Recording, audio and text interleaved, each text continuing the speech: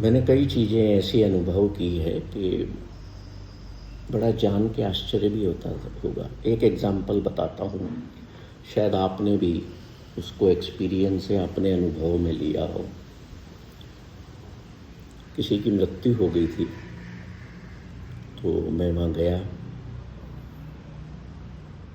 तो उनकी जो सिस्टर थी जिनकी मृत्यु हुई, वो वहाँ खड़ी थी, मैं पास में खड़ा हो गया। तो वो कहती है, गुरमीत सर देखिए उनके चेहरे पर कितनी रौनक है, कितनी शांति है, कितने आराम में है, कितने शांत लग रहे हैं, परेशानियों से दूर।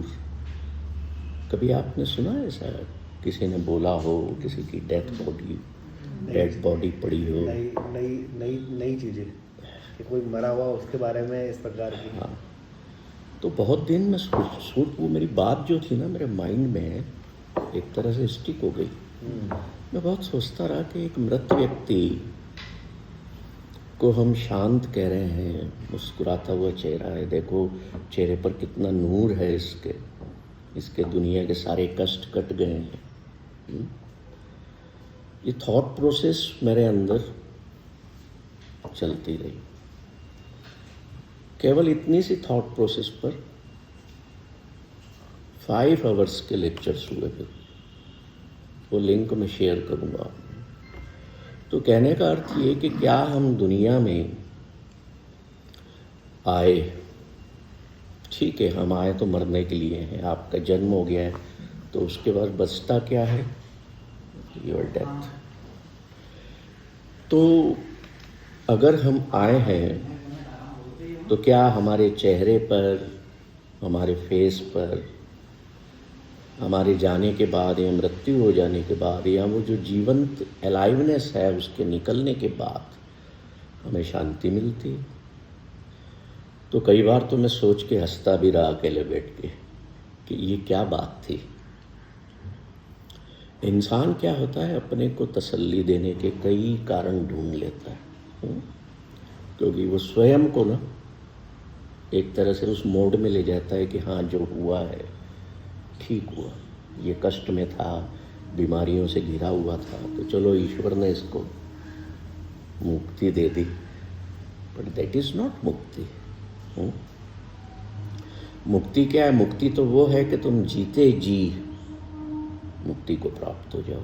Means while yet alive you kill your own mind and follow the divine mind. Then you will be in total peace living on the earth. ईश्वर ने आपको बुलाया इस धरती पर भेजने के पहले और कहा कि मैं तुम्हें इस दुनिया में भेज रहा हूँ, जाओ कुछ दिन छुट्टियाँ मना करके आओ,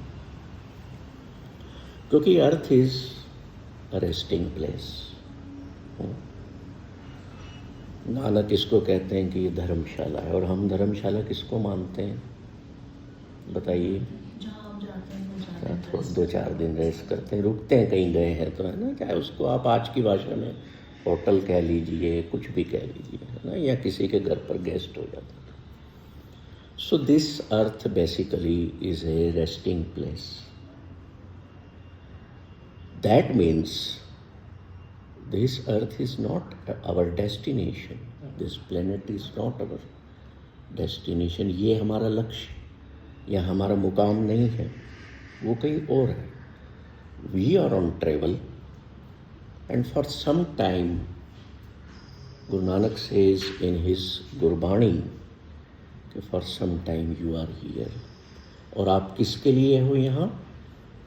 रेस्ट करने के लिए। जैसे मान लो आपको आप सब तो खैर बड़े हैं, तो यंगस्टर्स को मैं ये कहता हूँ कि देखो आपके मम्मी पापा आपको भेजते हैं ना पैसा दे करके कि जाओ 4 दिन तुम मसूरी बिताया, या आप भी जाते हैं छुट्टियों पर, तो क्यों जाते हैं? चेंज। और रिलैक्सेशन के लिए, और थोड़ा सा दूर अपने रूटीन से दूर, नॉर्मल लाइफ। अब देखिए आप उसको नॉर्मल लाइफ कह रहे हैं, है ना, मैं अब नॉर्मल लाइफ कहता हूँ इसको। जिस लाइफ में हम सब जी रहे हैं ना, that is not normal. Normal वो होती है कि जो हम हमारी बेसिक इंग्रेडिएंट्स, बेसिक वर्च्यूज़ के साथ जिस लाइफ को हम जीते हैं। तो हमने, मान लीजिए मैंने अपने बेटे को कहा कि जाओ भाई तुम 4 दिन दिल्ली हो आओ, छुट्टी मनाया। मैंने दे दिए 10,000 रुपये। वो 4 दिन वहाँ गया, किसी होटल में रुका, होटल के रूम में रुका। उस रूम में क्या क्या है, सारी फैसिलिटी है कि नहीं है? बेड है, फ्रिज है, बाथरूम है, everything, TV is there, you get wifi, everything you get there. वहाँ उसको कोई रोक टोक नहीं है कि तुम्हें सुबह इतनी बजे जल्दी उठना है। अकेला है, कोई रोक टोक नहीं, जब मर्जी नहा धो रहा है, जब मर्जी खा पी रहा है, टोटल फ्रीडम है। 4 दिन पूरे हो गए, वो घूमा फिरा, उसने खूब एंजॉय किया ना। और आप बाहर जाते भी इसीलिए कि एंजॉय करेंगे। अब वापसी का दिन आ रहा है, लौटना है मुझे वापस अपने घर। तो थोड़ा सा क्या होता है, अरे यार क्या यार, ये तो 4 दिन बहुत जल्दी निकल गए और पैसे भी ख़त्म हुए। ठीक है, फ्लाइट पकड़ी या ट्रेन ली या जो भी साधन है, ही केम बैक। अब देखिए जिस रूम में वो ठहरा, उस रूम में इतना सामान था। वहाँ पर कुछ बैरे थे जो उसकी सेवा कर रहे थे। वो घंटी बजाता था और चलो भाई ये ले आओ, वो ले आओ, है, या मेरे रूम में मेरा बाथरूम साफ़ करवाओ, या मेरा बेड साफ़ करवाओ, पूरा था सब। क्या उस रूम का वो फ्रिज, रेफ्रिजरेटर उठा के अपने साथ लाया? या ला सकता है? बेड लाया? या चलो इतनी बड़ी चीज़ तो छोड़ो, एक टॉवेल भी उठा के ला सकते। कुछ लोग ले आते हैं, दैट इज़ डिफरेंट। तो कुछ लेके आया क्या वहाँ से, उठा के लाया क्या? नहीं लाया ना। अब इस बात को पकड़ के रखना, मैं बीच में बताऊंगा क्यों ऐसा बोल रहा हूँ। जो लोग वहाँ उसकी सेवा कर रहे थे, उनसे किसी अटैचमेंट में पड़ा, वो मोह में पड़ा? नहीं पड़ा। इस बात को भी नोट करके रखना, माइंड में नोट करके।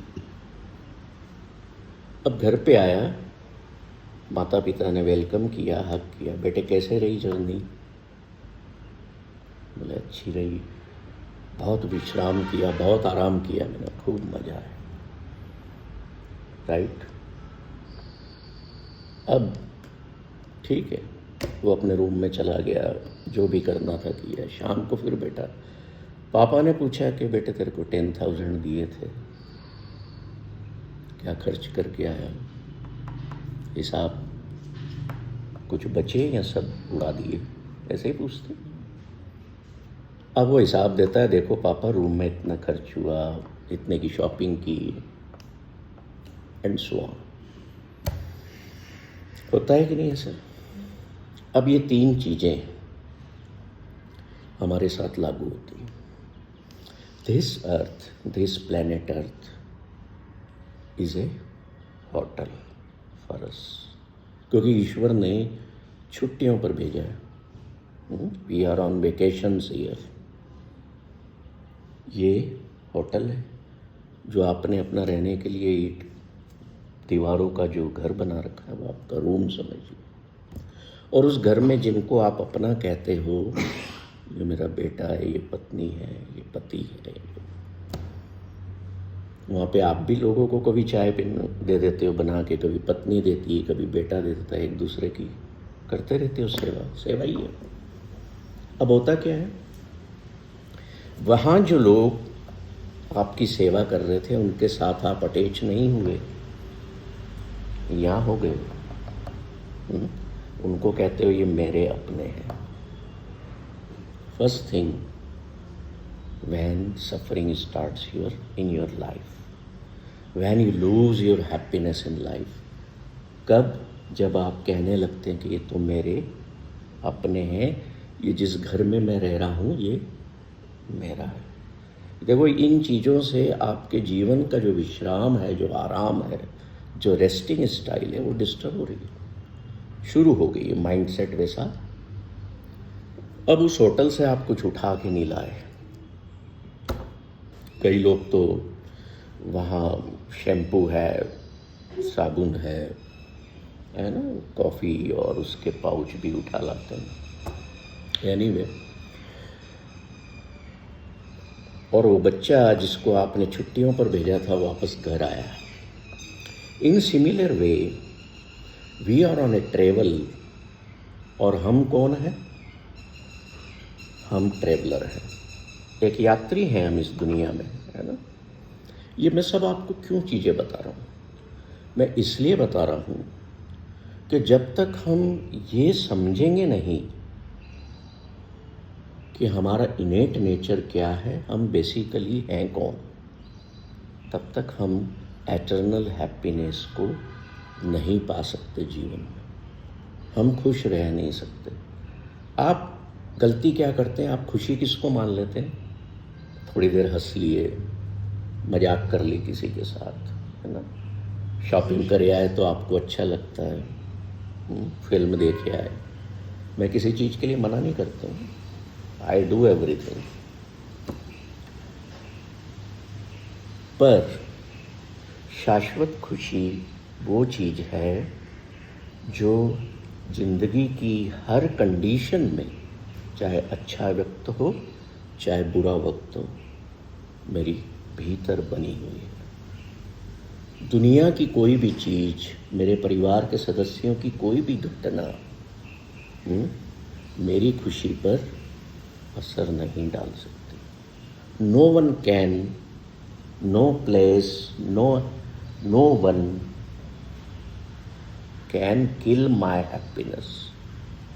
मैं उस खुशी में जीता हूँ, दैट इज़ हैप्पीनेस, और हम उसको कहते हैं आनंद। वो भी एक माइंड की स्टेट है जिसे अचीव किया जा सकता है। अब जैसे वो बच्चा आपका आपके घर आया, ऐसे ही आप छुट्टियों पर हैं तो आपकी एक एक्सपायरी डेट है जिससे आपको पता नहीं है, डोंट नो। अब मृत्यु हो गई है, that means you are going back to your original home, real home. अब माँ आपके पिता बैठे हैं, बड़े पापा समझ लो बैठे हैं। He said you, I sent you to the world. मैंने तुमको 80 साल का टाइम दिया था। वहाँ पैसे नहीं चलते, करेंसी नोट नहीं चलती। What is our asset? Time and breaths. इतने श्वास दे करके भेजा, इतना टाइम दे करके भेजा, अब आप मेरे को भाई साहब हिसाब दो। अपने पिता को दिया था कि नहीं दिल्ली से आके? Now your great great father is asking for that account. आपने 80 साल क्या किया? मैंने तो तुम्हें खुश रहने के लिए, छुट्टियां मनाने के लिए, आराम करने के लिए भेजा था। And what you did there? बताइए क्या कर रहे हैं आप? कलेक्टिंग थिंग्स, मोस्टली पैसा, चीज़ें, अटैचमेंट्स और भोग और असेट्स, इन चीज़ों में लगे हुए हैं।